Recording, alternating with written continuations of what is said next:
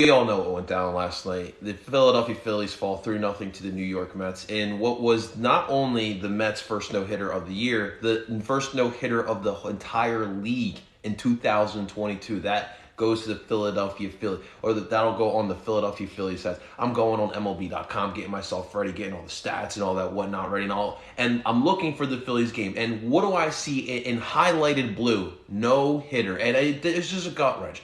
When we're looking at this, right? We just came off of a big series in which it felt like the momentum started shifting for the Phils. They were getting the ball rolling, the swing, the bats were starting to swing, the starting pitching started to look good. Joe Girardi was putting some trust into his starting pitching as well. And great base running, great at-bats through 4 games, all went to shit. It literally, they lost the ability to hit the ball on Friday night as we get this no-hitter. And it's just like, okay, it's one thing to lose, right? And none of us, and I don't think any of us should have expected for the Phillies to sweep the New York Mets, especially in Citi Field. But to get a no-hitter, you couldn't even get a hit. You couldn't even get a run. You had 6 batters who got walked here today. 3 of them by Kyle Schwarber alone. And yet you still could not bring any batters. Look, it's still really early for us to be freaking out and thinking that the season's over and the sky is falling. But this is a definitely gut wrench, and I'm there with you. As much as I am an optimist, guys, I still keep it real, and this one sucks. This one flat out sucks. And it's worse because, yes, it is those stinking New York Mets. You hate seeing Citi Field, 32,000 strong, all excited. You got the trolls going in everyone's comment section, all the Mets troll fans coming in everyone's comment section. And worst of all, the worst part about it, you guys know me, I like clean looks, right? The New York Mets black jerseys, it is fucking clean. It is a clean look. And I have to watch this terrible team that I hate more than anything go against my team and put out a no-hitter? Are you kidding me? What a Friday night for Philly sports fans. Got the terrible Joel Embiid injury news after what was the nail-biting series against the Toronto Raptors. You got the Flyers season ending in misery. And, well, I guess Howie Roseman saved a little bit, but it did not start off in the great note with drafting Cam Jurgens at 51, but then at pick 83, he does the job and he selects Nakobe Dean. And that was really the only thing that we can hang our heads up high with as Philly sports fans on a Friday night. Thursday was amazing. It was euphoric. And then on Friday night, all these bad things were happening. You got Tyler Meagle looking like Jacob deGrom out on the mound, freaking striking out batter and batter. And this wasn't just Tyler. This was 4 different Mets pitchers that was doing work on us. I'm sorry, 5 different Mets pitchers that were doing work on us. I apologize. But at the end of the day, man, where were the bats, man? And it's got to change here tonight. But what's going on, guys? Welcome on in, everyone, to Phillies Game Recap. Thank you so much for tuning on in. Want to say hello. We got Facebook in the building. We got both YouTube channels here. We got both Twitter accounts here as well. And, of course, we do have TikTok as well. What is going on, guys? If you guys were watching the Phillies game last night, you got some thoughts on it, you guys are more than welcome to come on in here and give us your thoughts on last night's Phillies game. I am putting the link in the comment section as we speak. And, of course, TikTok, if you guys want to come on in. The YouTube link is in my bio. Come on in here, copy and paste, hang out backstage for a second, and we'll get you guys on here in just a little bit. But the thing is that what really gets overshadowed in this. Look, I want to give respect to the Mets pitching because look, they did a really good job. Tyler Meagle is having a great season thus far. We talked about this looking into this series.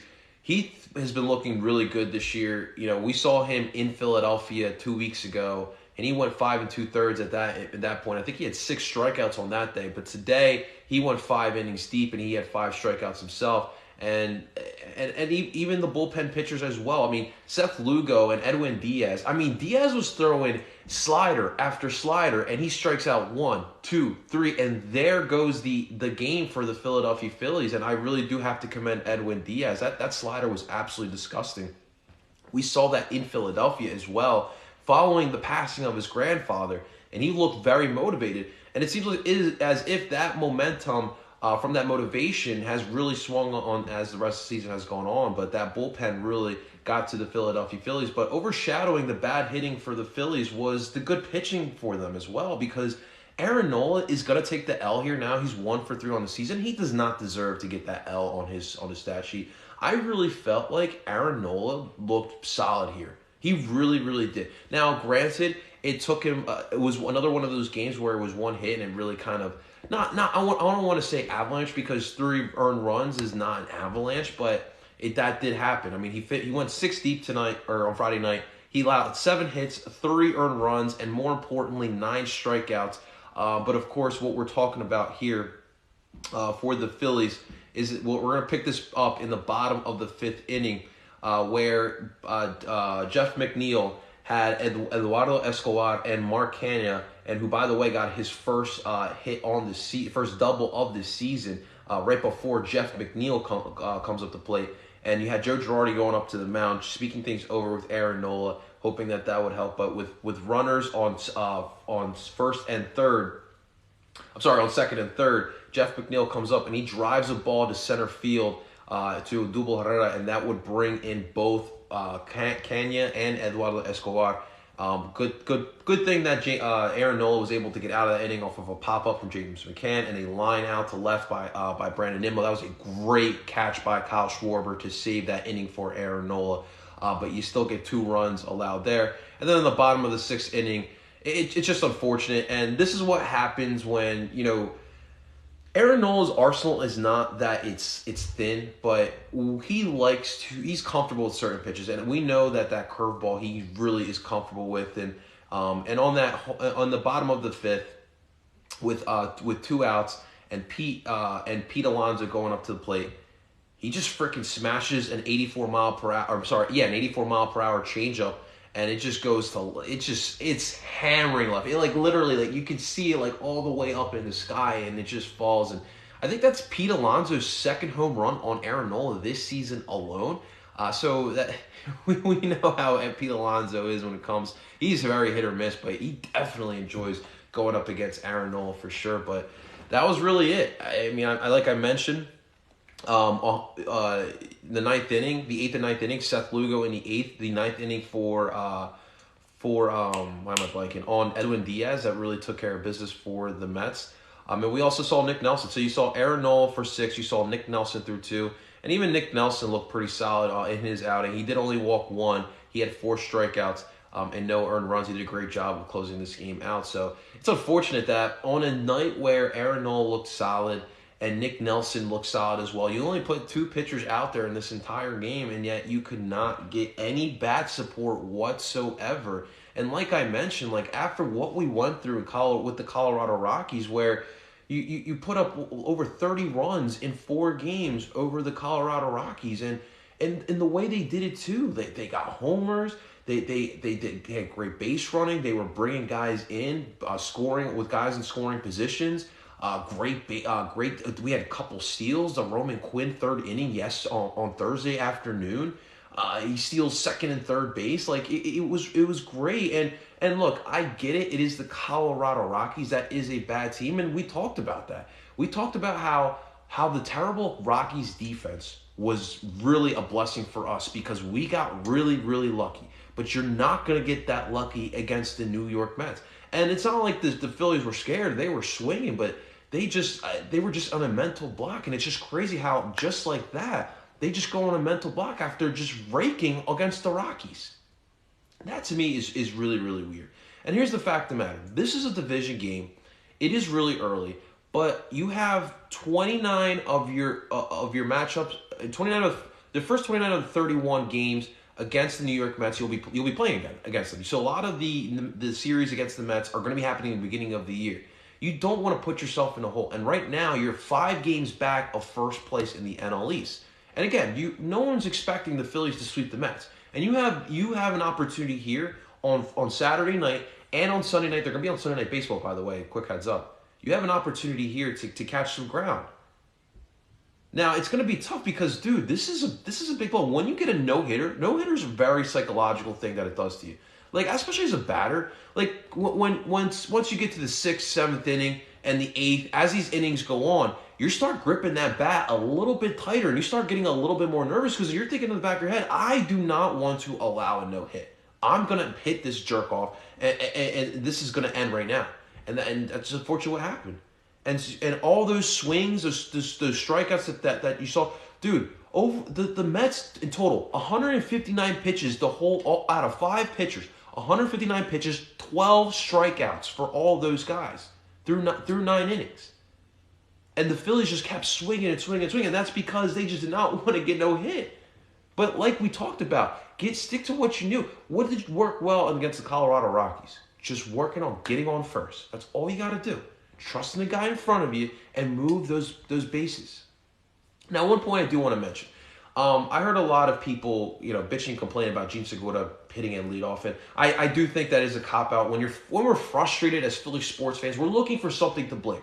Jean Segura batting leadoff is not something particularly to blame. However, the one thing I will mention, I don't understand Joe Girardi's logic with Odubel Herrera. I really do not. He had a really good series against the Colorado Rockies, and where he actually did lead off in the third game, and he did a solid. I believe he got a hit in that game. So why take Odubel out the next game? I get it, you wanted to see Roman Quinn, and I get it, it paid off in the end, having Roman Quinn play in the fourth game. But Jean Segura, I love him, and he's a good batter. He just is not that comfortable at leadoff. It's a mindset when you're batting leadoff. You've got to get on base. And for right now, and Gene is just right now the confidence for Gene. I just don't see it in him. He's not the same fun, smiling all the time Gene Segura. I mean, to start off this game in the third, what was it off that on the Francisco Lindor pop up in the first inning? He loses the ball in the middle of the air with Odubel Herrera right behind him as he was tracking back to catch the pop up for Francisco Lindor. And for right now, Jean Segura, this is baseball. You go through your ebbs and flows. It's a mindset. And for Jean Segura, I think it would be best suited to move him back down. I understand you don't have particularly a leadoff hitter. And right now for Kyle Schwarber, he's still trying to get into the groove of things as he got walked 3 times. I thought that was a really good job by Kyle Schwarber, just working the pitch count, seeing a great eye, and getting on base. That's all it takes. But three walks for Kyle Schwarber. You gotta get him home, man. 6 walks in total. You gotta get these guys home. That's easy money, especially when these Mets pitchers are wheeling and dealing. Like, come on, guys. Man, it's gotta get better. Bryce Harper, Nick Castellanos swinging at will. Castellanos got struck out 3 times here tonight, ladies and gentlemen. Bryce Harper once. JT Realmuto got struck out 3 times as well. Those are 3 of your big bats near the middle of your lineup.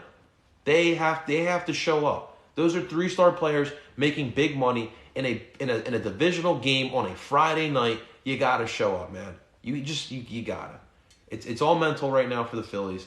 You cannot allow the moment to get to you, and that's just the fact of the matter. We'll see if these guys bounce back. It definitely was a tough outing for sure. As of course we have been muted, and Mike just got unplugged. Awesome stuff. Now let's take 1 second here real quick, and we should be able to get this back on. And here we go. Awesome stuff. But yeah, so it was definitely a tough outing, man. What's up, TikTok? Again, reminder, guys, I know everyone's excited for the Birds. I know everyone's excited not excited, but freaking out over the Sixers. We are talking about the Phillies and the Mets game last night. If you guys want to discuss that, leave your comments in the comments section. We welcome all. We even welcome all the trolls, but of course, we do want to remind you guys, keep it respectful, guys. Keep it respectful. Mets pitching too good. Mets pitching was really good. I give the respect where it's due. And this is the problem right now. As much as people were trying to say that I was rooting on Jacob deGrom's injury, which is fine if you guys want to believe that, it really does not bother me whatsoever. But you are right now don't have to deal with Jacob deGrom. And as well as Tyler Meagle has been pitching this season, I mean, come on, guys, it's Tyler Meagle. All right, he is hittable. Okay, he's feeling it right now. Wait till he gets into a slump. But you got to take advantage of these opportunities, man.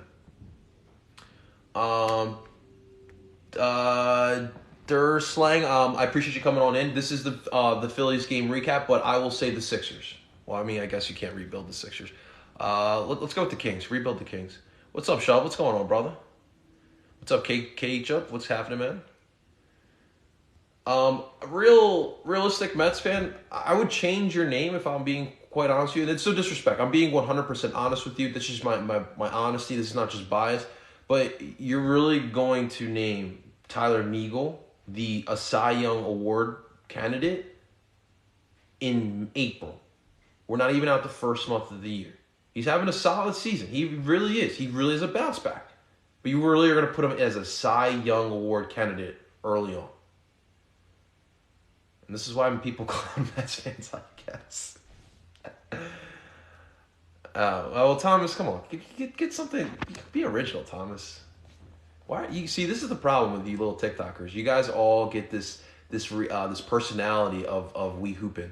You guys are on your own person, your own peoples. You guys can have your own personality traits. You don't need to copy off of we hoopin'.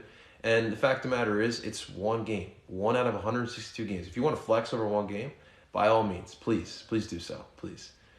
Fast forward to September. Come on, Ted. It's one game, Ted. Come on now. We can't get worked up over one game. Come on, man. Alrighty. Awesome stuff. All right, so game 2 tonight will be at 7:10. We got, of course, for us, it'll be Zach Wheeler making his return. I'm sorry, it'll be Kyle Gibson. Wait, yeah, it will be Kyle Gibson. I'm sorry. Kyle Gibson going up against Taijuan Walker in this game 2 of this series. Taijuan, I believe we took him to 4 the last time, 4 innings in Philadelphia. I'm double check here. 2 innings. That's right. That was kind of a bullpen game for the Mets.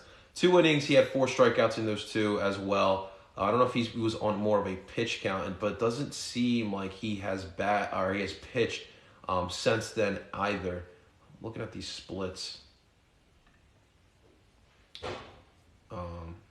So we'll have Taijuan Walker going up against Kyle Gibson, and for Gibby, he's having a solid season himself. 2-1, 3.47 ERA with 23 strikeouts. So he's having a good start to this season, and it's going to be tough. I mean, look, these Mets batters, Aaron Nola had a good outing, and he allowed 3 runs against the Mets. And for Kyle, we do know that he has a tendency as well where it takes one pitch for his start to go down the drain. So we'll see how he fares throughout this entirety of this game here tonight. But it'll be a good pitching matchup going up against Taijuan Walker, man. Well, Thomas, did I do that to you? So, Thomas, you're going to take out the anger that a bunch of other trolls have done to you on me? Like, you don't even know me. But, Thomas, that's completely fine, man. It's completely fine. I remember those days. It was a terrible way to live. Hey, listen, I feel that. I definitely feel that. Look, it's a long season. You're going to have your ebbs and your flows. Look, I honestly believe that in the end, this division will come down to the Braves, the Mets, and the Phillies. And I do think that the Mets will be high. I think the Mets will be hot in May too. I think that's just how the Mets are. They always start off hot and always tail off in the end. And that's going to be the real challenge. That's going to be in the back of their minds in August and September for them to finish out strong. I mean, we saw last year, they did go through some injuries, yes, but they started tailing off at the end of July. And we all remember that 4-game series in Philadelphia where we swept them. And that's just the thing. You just want to make sure that in these early months, you do what you need to do to stay in place to get yourself in a position to compete in the end of July, August, September. And for me, I am not judging any baseball team until Memorial Day weekend. That's just really not what I do. If you're going to judge a baseball team, and not even at the end of the first month of the season, then, I mean, come on, guys.